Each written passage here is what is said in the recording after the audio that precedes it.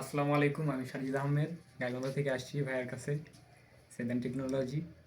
তো ভাইয়ের কাজ মূলত আমার ফেসবুক থেকেই দেখা আর কি। ফেসবুকে ভিডিও স্ক্রল করতে করতে আমার টেকনোলজি সম্পর্কে একটু আছে আর কি, ভালোবাসা টান আছে, সেই ক্ষেত্রে আর কি ভিডিওগুলো দেখা হয়। তো হঠাৎ করে ভাইয়ার ভিডিও দেখি, দেখার পর কিছুদিন পর আবার আমার ফ্রেন্ডের এই যে এই মাদারবোর্ডটা, এএমডির প্রসেসর, গিগাবাইটের মাদারবোর্ড, তো এটার আর কি লিকুইড ইস্যু হয়। তো গাইবান্ধাতে টপ যিনি ছিল ওনাকে দেখানো হয়েছে। তো উনি আসলে এটার কোনো সমাধান করতে পারেনি। 7 দিনের সময় নিয়েছিল আর কি, যে 7 দিন দেখি, 7 দিন ট্রাই করছে। তো ট্রাই করার পর উনি আর কি বলে দিছে যে এটা একদম ডেড, এটা চলবে না, কোনো প্রকার এটা আশা নাই এটার উপরে।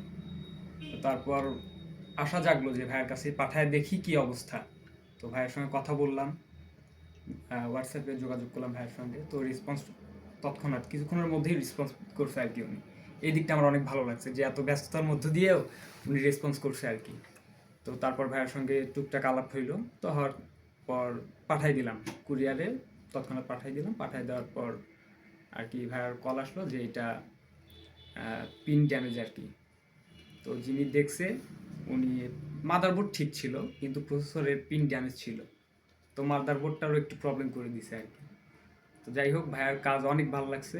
তো আমরা অনেক খুশি। Thank you.